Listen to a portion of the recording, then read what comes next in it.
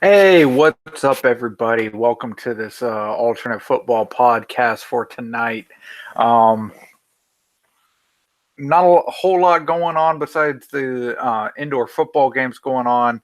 Um, let's get into the big news of the Alliance of American Football League officially filed for Chapter 7 bankruptcy.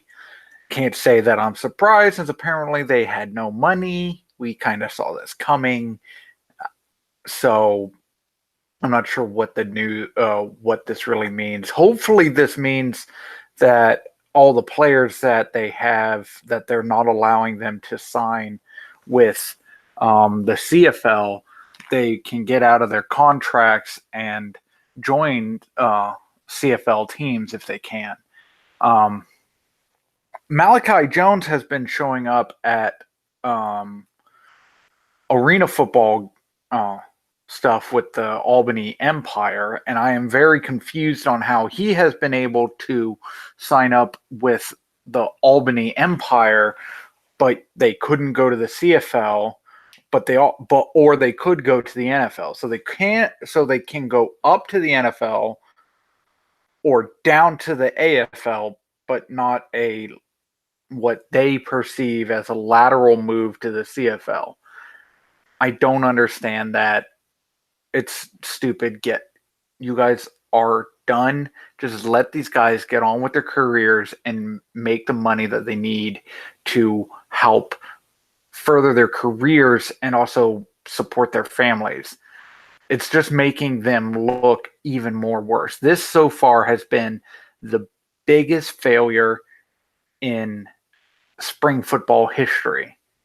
And it started off so good at the beginning of the year. It's surprising at how bad it has been the rest of the time. Um, so that's all I got to say about that.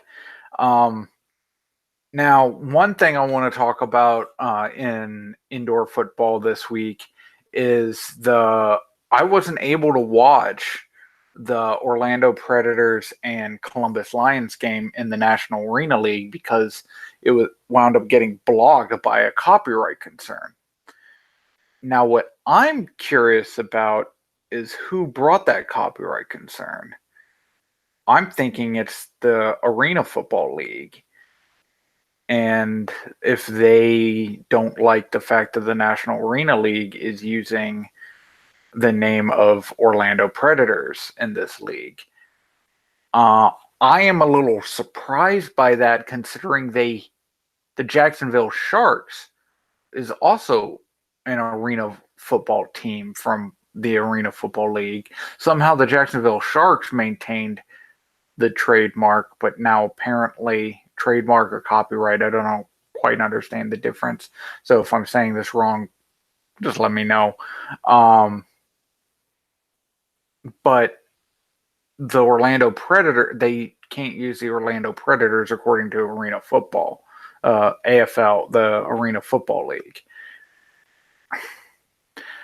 I'm thinking this really means that the Arena Football League still wants to move back into Florida, and they're trying to destroy the National Arena League. And their idea is to have the Southeast again, along with the Northeast that they currently have. And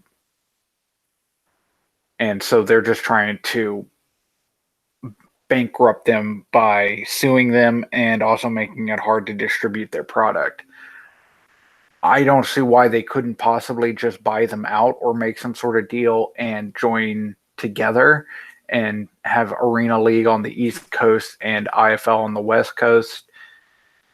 I don't see why that wouldn't work.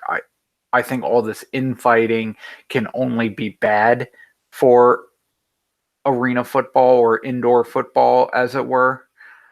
It's reminding me I'm also a big motorsports fan, and it reminded me of the split in the IndyCar series between kart and IndyCar. And essentially that brought about the rise of NASCAR back in the early 90s, because IndyCar had all the best drivers split between two series. Right now we have all the best players split between all these different leagues, and also all the leagues are paying so much less to each of these players. I'm kind of wondering if we had a 10-team league that paid maybe half of what the Alliance did and brought back Ironman football back to what it originally was like in the late 90s, early 2000s, and paid these guys a little bit better, would more guys be interested in playing arena football as opposed to playing in Canada or just not playing at all? I really do think that spring football has to be different than the National Football League. It can't be too similar. I think of it this way. I think of the NBA is very popular. It's one of the most popular sports in America right now. And I think arena football and, well, so the NBA is the NFL. I think arena football is like the big three. The big three is very popular also. It's not quite the most popular, but they figured out a way to do it and keep a competitive balance and keep the costs low. And I really do think that that's what arena football needs to concentrate on. Keep costs low, minus being able to pay for good players, especially quarterbacks and receivers, and then keep the season competitive and be like kind of the big three to the NFL. They have a different product, which arena football looks nothing like the NFL game, but it's still football. It's still similar enough that you can pick up on the rules if you're a football fan. But it's not the same, so it's a change of pace. I think some of these outdoor spring leagues, the problem is they are too similar to the NFL, and they don't look as good because the players aren't as good, so the games don't go as well, and people are like, oh, these teams are terrible, why do I want to watch them?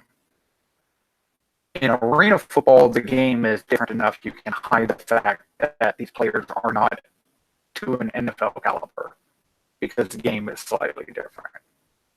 So that's my thoughts on that. But let's go ahead and get into the games this week. In the IFL, they had week 8 this week. In the first game, the Nebraska Danger went into Green Bay. They lost 50 to Danger lost 50 to 60. The Blizzard are on an insane. My cat is literally smacking me in the head with his tail right now. Apollo, jeez, you're so dumb. Anyways, so the Blizzard are on an insane streak right now. They are currently sitting 5-2, and I think a lot of this just has to come down to how fantastic Footman has been the last few weeks. This game had 20 attempts for 118 yards and 4 touchdowns. And then he had 7 attempts for 37 yards and 2 touchdowns running the ball. Then also Triggs, he had a pick 6, and then there was the 35-yard field goal, which that's a long field goal in arena football. So the Blizzard are just doing fantastic. I'm very curious on what they're going to do when they start playing some of these higher-end teams later in the season. The Iowa Barnstorm in the second game of the week, the Iowa Barnstormers went in and destroyed the Bismarck Bucks. I'm not even going to go into stats because the score says it all. Barnstormers 55, Bucks 16. I don't think I have to tell you anything how that game went. It was just destroyed. It was so bad of a destruction. I can't give you any stats because GoIFL.com didn't put up any box score. I don't know if they just like gave up halfway through the game and like they were taking stats and they just gave up, or if they just didn't have anyone there to do a box score to begin with. I'm not sure which one it is, but either way, that pretty much tells you everything you need to know. Um, the Rattlers went into Tucson and beat the Sugar Skulls 55 to 41. This was an entertaining game. It The score does not really show how close it actually was. The Sugar Skulls were actually keeping up with the Rattlers in this game. Medlock actually looked pretty good. If he just kept control of the football more and didn't he threw 2 interceptions. One of them was a pick six, and he didn't have a very good completion percentage. And he also didn't run the ball. So if you don't run the ball and you hold on to the football, and you're able to hold on to the football by not throwing turnovers, that's how the Sugar Skulls could get over the hump and actually do well in this league. It might be too late for them this year. Being an expansion team, that's fine. Hopefully next year they stick around long enough and they make it to the next year. I think they will. They look like they've made a fantastic team and now have a interested fan base in Tucson. And the really big shocker of this week, the Strike Force finally got their first win, and the River Kings lost again. So now they are both at 1-6. River Kings are 1-6, and Strike Force are 1-6. Hey, it was actually entertaining. I am not sure what on earth is going on in Cedar Rapids. Some of you guys who have watched more IFL than I have, please try to explain it to me. Apparently, this is like the 3rd time they've attempted to have a team in Cedar Rapids. Have the other teams been this bad too? But here's the thing. They don't even look all that bad. Like, I think Pollendak, however you say his name, he doesn't look like a bad quarterback. I don't know why they keep losing. It really baffles me on how they keep screwing up and not moving the ball forward. I think Pollendak, if he got on a good team, he might be lights out amazing. I am very curious, like, if you put him on the Sugar Skulls, what he would look like. I think he'd look a lot better, and the Sugar Skulls would be with the top level teams in the IFL. If you disagree with me on that, just send me a message. Love to have you join in the conversations. So let's go ahead and preview next week in the IFL. The Bismarck Bucks play the River Kings. So 2 of the worst teams in the league. Hey, at least it might be competitive. Let's see if the Bucks can somehow win against the River Kings, just like San Diego did, because somehow the River Kings still keep losing. A very entertaining game. You got the Barnstormers going into Sioux Falls to play the Storm. That's a 5-1 team hosting a 5-0 team. So that's or 6-0 teams. Excuse me. That's going to be very interesting. To pretty much stay in live in the playoff hunt. Sugar Skulls going into Quad City to play the Steam Wheelers. So 3-3 versus 2-4. Another very closely matched game. The Blizzard are taking on the Danger again, and the Rattlers are going into San Diego to play the Strike Force. Let's see what the Strike Force can do against arguably the best team in the league. Not going to go well. So, National Arena League this week. So, I watched the Sharks and Streets game. The Streets came in and did the job. I was impressed. An expansion team coming in from New York came in and won the first game against the team that's owned by the owner of the league. That was quite impressive. The uniforms are terrible since it looks they're just plain white and then you stick some logos on it. I really wish they had names on the back of the jersey so I can learn some of the names faster. But other than that, I was impressed. Um, in the Cobras Pirates game, the Pirates looked atrocious. They lost 22-54. The Cobras took care of the Pirates. Um, Not a fairly uh, competitive game in that one, but at least it was on. And then the most competitive game, from what I've heard, I haven't been able to watch any of it because of this copyright strike. The Lions went into Orlando and lost to the Predators 40-42. I really wish I could watch it. I also really wish the National Arena League would put a box score so I could at least break down the stats a little. Um, I don't know what they're gonna do.